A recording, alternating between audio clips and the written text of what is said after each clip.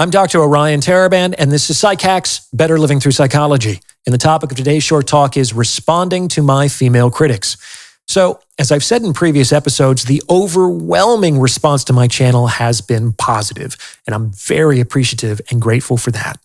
However, a very small percentage of the feedback that I've received has been quite negative, and it always involves my discussions on intersexual dynamics.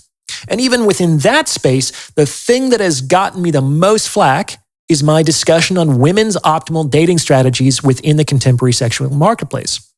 I've done a series on this topic on my channel, and I've spoken about these strategies on some of my media appearances. And even within that topic, the thing that has generated by far the most vitriolic reaction is my advice that women be the nastiest, sluttiest versions of themselves with the men they want to have relationships with. Like that one piece of advice is probably responsible for 90% of my negative feedback. And because I'm authentically interested in helping people, and because this seems to be an issue, I want to use this episode to respond to a few of the more substantive pieces of criticism I've heard with respect to this piece of advice. And I use the term substantive because the vast majority of that feedback was not substantive and does not deserve to be discussed. Okay, here we go. The first thing you have to understand is that women have to be the nastiest, sluttiest versions of themselves with somebody.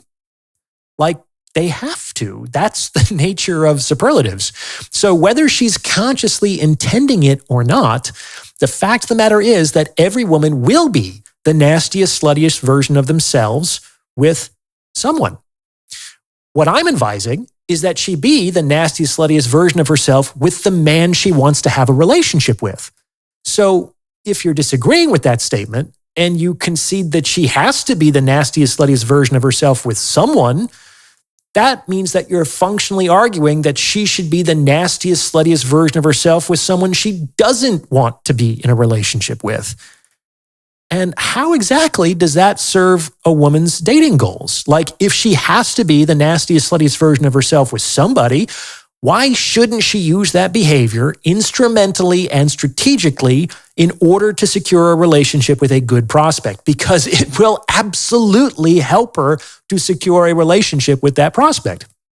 On the other hand, encouraging the converse, that a woman should be the nastiest, sluttiest version of herself, like irrespective of whether she desires a relationship with the man in question, like that's even sluttier than what I'm recommending. Do you understand what I'm saying? So if it's inescapable that someone must benefit from that side of her, why not have it be the man with whom she desires a relationship? Use that side strategically, okay? So that's the first piece of substantive criticism. The second piece goes a little something like this. Well, Orion, wouldn't following your advice just create this like slippery slope to the bottom? Like, if every woman has to be the nastiest, sluttiest version of herself with every subsequent man she wants to have a relationship with, wouldn't this just lead to women becoming these like degraded sexual animals? Now, I have a couple of responses to this criticism. In the first place, like I mentioned in the original episode, this advice doesn't necessarily have to do with sex. Now, obviously it could, but if you're a young woman and all you've ever done is hold a boy's hand, this advice still applies because there are ways of holding a boy's hand that communicate, say, platonic friendship. And there are ways of holding a boy's hand that directly impart, say, a tantalizing sensuality. In giving this advice, I'm trying to include as many of the straight women in the sexual marketplace as possible, which includes young, inexperienced women who may still be virgins. And I'm definitely not suggesting that they just throw that away wantonly, all right? Now, in the second place, there might be some truth to this objection. Like, if you follow this advice, it does mean that with each subsequent attempt to secure a relationship, a woman will need to be at least as nasty and slutty as the last attempt. But here's the thing. Between holding hands and like porn star sex 10 minutes into the first date, there is a long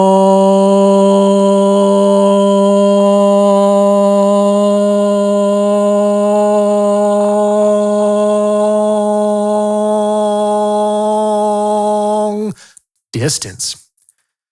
You do not go from one to the other overnight. So if that's what's happening, the issue is not with my advice. My advice is good. The issue is with the woman's discernment with respect to the men to whom she is strategically showing that side of herself. Because if the woman is in the degraded porn star stage, that probably means that she's implemented this strategy incorrectly dozens, if not hundreds of times. So the problem is not the strategy, it's in the deployment. So that's the second piece of substantive criticism. Now, before I go any further, if you're liking what you're hearing, please consider sending this episode to someone who might benefit from its message, because it's word of mouth referrals like this that really help to make the channel grow. And you can also tip me in proportion to the value you feel you've derived from this episode, either through the YouTube thanks button or directly through my website using the donation button. I depend on your donations to make all this happen. I really, really appreciate your support. Thank you. I will also soon be starting a weekly newsletter, so if you want to opt in, you can do so through my website. Okay, let's get back to it. Now, the third piece of criticism kind of dovetails with what I was just saying, which is that this advice just doesn't work. Like, if there are women who have implemented this advice dozens or hundreds of times, doesn't that suggest the strategy was ineffective in securing the relationship? Good question. What we have to understand is that in today's sexual marketplace, in which sex precedes commitment, but in which men continue to be the gatekeepers of commitment, women generally have to use sex to secure commitment. Men are defended against commitment in the same way that women are defended against sex. Like, women don't and shouldn't give sex away to every man who wants it. By the same token, men don't and shouldn't just give commitment away to every woman who wants it. Remember, wanting is free. It costs nothing to want, but it costs something to give. And women providing sex is no longer sufficient to secure commitment. This is because in today's sexual marketplace, it is expected. And just like women don't necessarily reward men just for doing what is expected of them, men don't necessarily reward women for the same. It is what it is. The point is, just like women are disincentivized from opening the gate of sex to everybody and anybody who wants it, men are disincentivized from opening the gate of commitment to anybody and everybody who wants that. Women, what's going to open that gate is not you standing outside declaring that you're looking for a serious relationship. That is like a salesman knocking on your door and saying, "Hey, I want to make some money here, open up." It's like, yeah, I get that, but what's that got to do with me? Both are entering the interaction exclusively focused on what they want. I want to make some money. I want a committed relationship. Let me in. Like, what are you talking about? So how does a salesman actually get you to engage? By offering something that the other person might want. And with respect to relationships between men and women, it's safe to assume that something the other person might want is sex. If a woman stands in front of a man's gate and instead offers a sexual opportunity, it will significantly increase the likelihood that he will open it up and invite her in. That's why I say this is the Trojan horse of getting a committed relationship. Now, that in itself is not enough to secure a relationship.